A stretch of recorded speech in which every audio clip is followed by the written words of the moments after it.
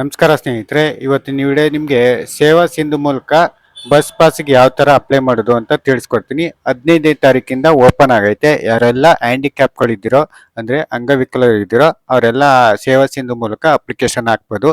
ನಿಮ್ಮ ಹತ್ತಿರದ ಸೈಬರ್ ಸೆಂಟರ್ಗಳೆಲ್ಲ ಹಾಕಿಸ್ಬೋದು, ಇಲ್ಲದ್ರೆ ಗ್ರಾಮ ಒನ್ ಕರ್ನಾಟಕ ಒನ್ಗೆ ಹೋಗಿ ನೀವು ಅಪ್ಲಿಕೇಶನ್ ಹಾಕ್ಬೋದು. ನಿಮಗೆ ಬಸ್ ಪಾಸ್ ಈಗ ಹಾಕೋಕ್ಕೆ ಬಿಟ್ಟರೆ ಪಾಸ್ ಸ್ವಲ್ಪ ಅಮೌಂಟು ಕಡಿಮೆ ಇರುತ್ತೆ ನಿಮಗೆ. ಅಂದ್ರೆ ಅಂಗವಿಕಲರಿಗೋಸ್ಕರನೇ ಕಡಿಮೆ ಅಮೌಂಟ್ ತಗೊಳ್ತಾರೆ. ನೀವೇನಾದ್ರು ಬಸ್ ಪಾಸ್ ಮಾಡಿಸ್ತೀನಿ ಅಂದ್ರೆ ಯಾವ ರೀತಿ ಅಪ್ಲಿಕೇಶನ್ ಹಾಕೋದು ಆನ್ಲೈನ್ ಅಂತ ತಿಳಿಸ್ಕೊಡ್ತೀನಿ. ಸೇವಾ ಸಿಂಧುನ ಆಕ್ಟಿವೇಟ್ ಮಾಡ್ಕೊಳ್ಳಿ. ID ಪಾಸ್ವರ್ಡ್ ಕೊಟ್ಕೊಂಡು OTP ಮೂಲಕಂದ ಓಪನ್ ಮಾಡಬೇಕು. ಓಪನ್ ಆದ್ಮೇಲೆ ಈ ತರ ಬರುತ್ತೆ.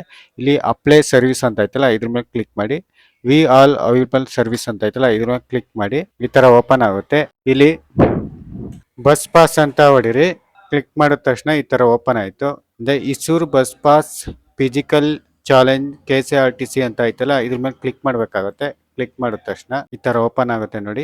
ಕರ್ನಾಟಕ ರಾಜ್ಯ ರಸ್ತೆ ಸಾರಿಗೆ ನಿಗಮದ ಕಡೆಯಿಂದ ವಿಕಲಚೇತನರಿಗೆ ರಿಯಾಯಿತಿ ಬಸ್ ಪಾಸು ರಿಯಾಯಿತಿ ದರದಲ್ಲಿ ಇರುತ್ತೆ. ಅಂದ್ರೆ ಸ್ವಲ್ಪ ಕಡಿಮೆ ಇರುತ್ತೆ ಅಮೌಂಟ್ ಎಲ್ರಿಗಿಂತಲೂ. ಅಂದ್ರೆ ಹ್ಯಾಂಡಿಕ್ಯಾಪ್ ಅಲ್ವಾ, ಅದಕ್ಕೆ ಸ್ವಲ್ಪ ಕಡಿಮೆ ಕೊಡ್ತಾರೆ.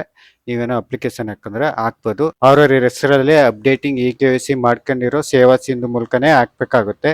ಇಲ್ಲಿ ಡೇಟ್ ಆಫ್ ಬರ್ತ್ ಹೆಸರು ಎಲ್ಲ ಆಟೋಮೆಟಿಕ್ ಆ್ಯಡ್ ಆಗೈತೆ. ಇಲ್ಲಿ ಮೇಲೋ ಫಿಮೇಲೋ ಚೆಕ್ ಮಾಡಿ. ಆಮೇಲೆ ಫೋಟೋ ಸೆಲೆಕ್ಟ್ ಮಾಡ್ಕೋಬೇಕು, ಪಾಸ್ಪೋರ್ಟನ್ನ. ಇದಾದ್ಮೇಲೆ ನಿಮಗೆ ನಿಮ್ಮ ಮೊಬೈಲ್ ನಂಬರ್ ಎಂಟ್ರಿ ಮಾಡಿ. ಅಂಗವಿಕಲತೆ ಸ್ವರೂಪ ಅಂದ್ರೆ ನೀವು ಯಾವ ತರ ಅಂಗವಿಕಲ ಆಗಿದ್ರೋ ಅದನ್ನ ಎಂಟ್ರಿ ಮಾಡಿ.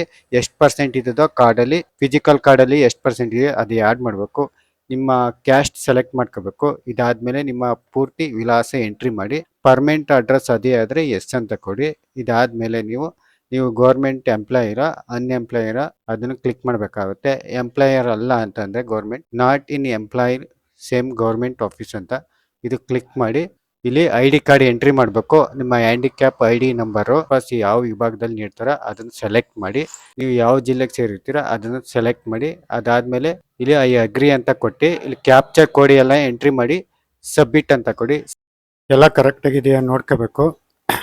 ಪ್ರತಿಯೊಂದು ಚೆಕ್ ಮಾಡ್ಕೊಳ್ಳಿ. ಚೆಕ್ ಮಾಡ್ಕೊಂಡ್ಮೇಲೆ ಇಲ್ಲಿ ಕ್ಲಿಕ್ ಮಾಡಿ. ಇದ್ರ ಮೇಲೆ ಕ್ಲಿಕ್ ಮಾಡಿದ ತಕ್ಷಣ ಈ ತರ ಓಪನ್ ಆಯ್ತು ನೋಡಿ. ಇಲ್ಲಿ ವಿಳಾಸ ದೃಢೀಕರಣ, Aadhaar card, ration card, job card ಯಾವ್ದು ಬೇಕಾದ್ರೂ ಹಾಕ್ಬೋದು. ಅಡ್ರೆಸ್ ಪ್ರೂಫ್ಗೆ ಓಕೆ ಮಾಡಿ. ಮತ್ತೆ ರೆಸಿಡೆಂಟ್ ಪ್ರೂಫ್ ಅಂದ್ರೆ ನೀವು ಎಲ್ಲಿ ವಾಸವಾಗಿದ್ದೀರಾ ಅದರ ಪ್ರೂಫ್ ಹಾಕ್ಬೇಕಾಗುತ್ತೆ. ನೀವು ಸೇಮ್ ರೆಸಿಡೆಂಟ್ ಆದ್ರೆ ಆಧಾರ್ ಕಾರ್ಡ್ನೇ ಕೊಡ್ಬೋದು. ಓಕೆ ಮಾಡಿ. ಇದಾದ್ಮೇಲೆ disability certificate ID card okay ಕೊಡಬೇಕು. ಓಕೆ ಕೊಡಿ. ನಿಮ್ಮ ಹತ್ರ ಡಿಸಬಿಲಿಟಿ ಕಾರ್ಡ್ ಇರುತ್ತಲ್ಲ ಅದನ್ನ ಅಪ್ಲೋಡ್ ಮಾಡಬೇಕಾಗುತ್ತೆ. ಇದಾದ್ಮೇಲೆ ನೀವು ಚಾಯ್ಸ್ ಫೈಲ್ ಸೆಲೆಕ್ಟ್ ಮಾಡ್ಕೊಂಡು ನೀವು PDF ಅಲ್ಲಿ ಹಾಕ್ಬೇಕಾಗುತ್ತೆ. ನೀವು ಸ್ಕ್ಯಾನ್ ಮಾಡಿ ಇಟ್ಕೊಂಡಿದ್ದು ಹಾಕ್ಬೇಕು. ಅಡ್ರೆಸ್ ಪ್ರೂಫ್ಗೆ ಆಧಾರ್ ಕಾರ್ಡ್ ಸೆಲೆಕ್ಟ್ ಮಾಡ್ಕೋಬೇಕಾಗುತ್ತೆ. ಸೆಲೆಕ್ಟ್ ಮಾಡ್ಕೊಳ್ಳಿ. ಓಪನ್ ಅಂತ ಕೊಡಿ. ತಿರ್ಗಾ ರೆಸಿಡೆಂಟ್ ಪ್ರೂಫ್ ಅಂದ್ರೆ ಎಲ್ಲಿ ವಾಸವಾಗಿದ್ರೆ ಅದ್ರದ್ದು ಆಧಾರ್ ಕಾರ್ಡ್ ಕೊಡ್ಬೋದು. ಓಪನ್ ಮಾಡಿ. ಇಲ್ಲಿ ಡಿಸಬಿಲಿಟಿ ID ಕಾರ್ಡ್ ಹಾಕ್ಬೇಕು, ಅಂದ್ರೆ ನಿಮ್ಮ ಅಂಗವಿಕಲ ಕಾರ್ಡು, ಅದನ್ನು ಓಪನ್ ಮಾಡಿ. ಇದಾದ್ಮೇಲೆ ಸೇವ್ ಅಂತ ಕೊಡಿ. ಸೇವ್ ಅಂತ ಕೊಟ್ಟ ತಕ್ಷಣ ನೆಕ್ಸ್ಟ್ ಪೇಜ್ ಓಪನ್ ಆಗುತ್ತೆ ನೋಡಿ. ಈ ತರ ಓಪನ್ ಆಗುತ್ತೆ. ಇಲ್ಲಿ ಕೆಳಗೆ ಬಂದ್ರೆ ಈ ಸಿಗ್ನಲ್ ಅಂಡ್ ಸಬ್ಮಿಟ್ ಅಂತ ಅಂದ್ರೆ ಆಧಾರ್ KYC ಮಾಡಬೇಕು. ಎಲ್ಲ ಕರೆಕ್ಟ್ ಆಗಿದೆ ನೋಡ್ಕೊಳ್ಳಿ. ನೀವು ಹಾಕಿರೋ ಡಾಕ್ಯುಮೆಂಟ್ ಇಲ್ಲಿ ತೋರಿಸ್ತದೆ. Address proof, resident, disability card ಎಲ್ಲ ಅಪ್ಲೋಡ್ ಮಾಡಿರೋ ಕರೆಕ್ಟ್ ಓಕೆ ಆದ್ರೆ ಇಲ್ಲಿ ಸಿಗ್ನಲಿಂಗ್ ಅಂಡ್ ಸಬ್ಮಿಟ್ ಅಂತ ಓಕೆ ಕೊಡಿ. ಇಲ್ಲ ಐ ಅಗ್ರಿ ಅಂದ್ಬಿಟ್ಟು ಅಬೌವ್ OTP ಅಂತ ಓಕೆ ಕೊಡಿ. ಓಕೆ ಕೊಟ್ಟಿದ ತಕ್ಷಣ ಈ ತರ ನೆಕ್ಸ್ಟ್ ಪೇಜು ಈ ತರ ಓಪನ್ ಆಗುತ್ತೆ. ಇಲ್ಲಿ ಆಧಾರ್ ನಂಬರ್ ಎಂಟ್ರಿ ಮಾಡಬೇಕು.